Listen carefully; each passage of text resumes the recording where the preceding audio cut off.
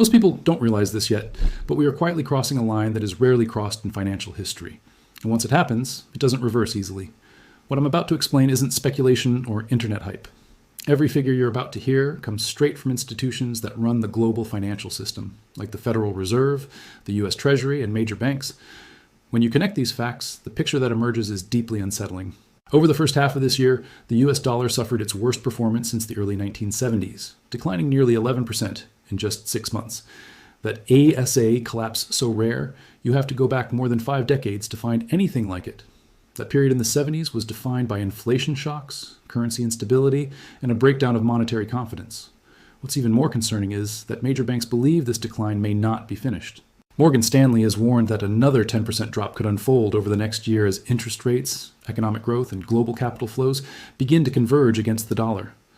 While public attention is locked on stock markets and political headlines, something far more consequential has been developing quietly beneath the surface. Silver, a metal most people associate with jewelry or old coins, has been moving into territory that signals stress inside the system itself. Prices recently surged above $62 an ounce, reaching levels never seen before. A growing number of institutional analysts are openly discussing the possibility that silver could move into triple-digit pricing before the decade ends. This isn't about selling you something. There are no sponsors here, no affiliate links, and no agenda beyond laying out what the data is already saying. The real question is, why is this happening now? Why is the dollar weakening at a pace not seen in generations?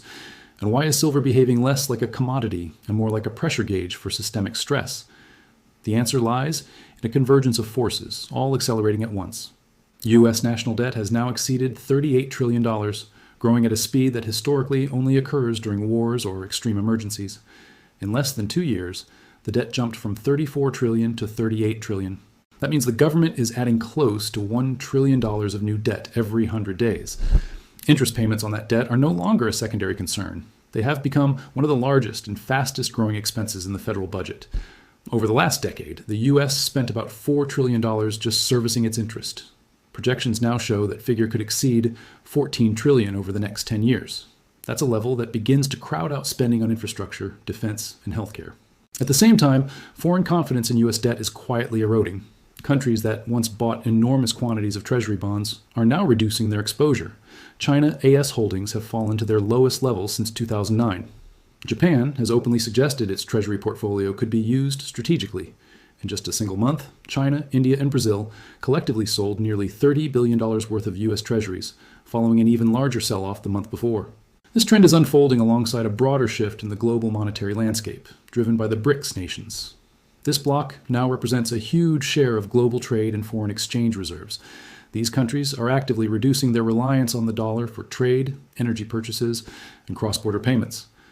China now settles the majority of its international transactions in its own currency, the yuan, not dollars. Russia has almost entirely abandoned the dollar in foreign trade.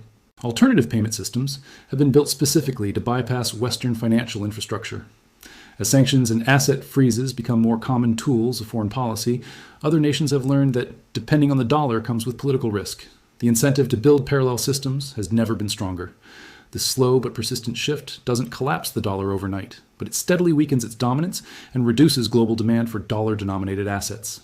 That matters because being the world's reserve currency allows the United States to finance its deficits cheaply. When that privilege erodes, borrowing costs rise, and the currency's value comes under pressure. Against this backdrop, silver begins to look very different. Unlike gold, which is mostly a monetary asset, silver is both a financial hedge and a critical industrial material. It is the most electrically conductive metal known, making it indispensable to modern technology. Solar panels, electric vehicles, advanced electronics, data centers, artificial intelligence infrastructure, and 5G networks all rely heavily on silver.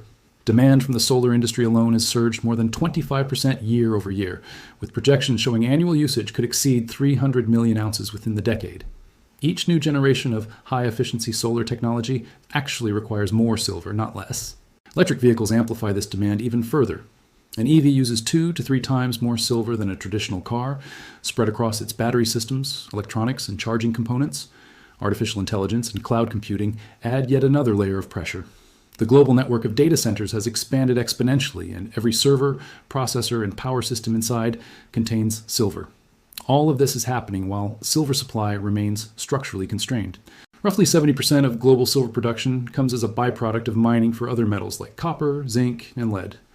This means output can't just ramp up when silver prices rise. Even when demand soars, supply responds slowly, if at all. As a result, the silver market has been in a persistent deficit for 5 consecutive years. The cumulative shortages are now approaching the equivalent of an entire year's global mine production. Above-ground stockpiles have been steadily drawn down to fill the gap, and those stockpiles are finite. Research from major commodity analysts suggests that by the end of the decade, mined silver may only satisfy 60 to 70% of total demand. This imbalance is why institutional forecasts for silver have become increasingly aggressive. Major banks have raised price targets into the mid-50s and 60s, while some analysts argue that structural deficits could push prices significantly higher. Historically, silver has traded at a much lower multiple relative to gold than it does today, and geological scarcity suggests that disparity may eventually narrow. Investment demand is already responding. Silver exchange traded funds have seen strong inflows, and physical markets are showing signs of strain through rising lease rates and delivery delays. None of this guarantees a straight line higher. Silver is volatile, and short-term pullbacks are inevitable, but when you step back and examine the full picture, the fundamentals are unusually aligned. A weakening currency, accelerating debt, shifting global trade, record industrial demand, and constrained supply are all converging at once.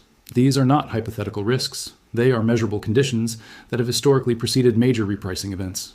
What this ultimately means depends on your perspective. It does not imply an immediate collapse, but it does suggest that the system is under more stress than most people realize. Understanding these dynamics doesn't require panic, but it does require attention.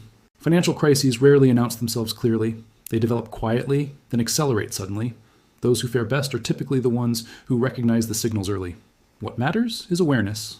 The dollar's role is changing, global capital is adapting, and silver has emerged as a focal point where monetary and industrial pressures intersect. That combination alone makes it one of the most important assets to watch as this decade unfolds. Because when markets stop functioning normally, prices stop reflecting reality, and systems that once seemed stable begin to behave in unexpected ways. Thanks for watching, and if you found this valuable, please consider subscribing for more insights.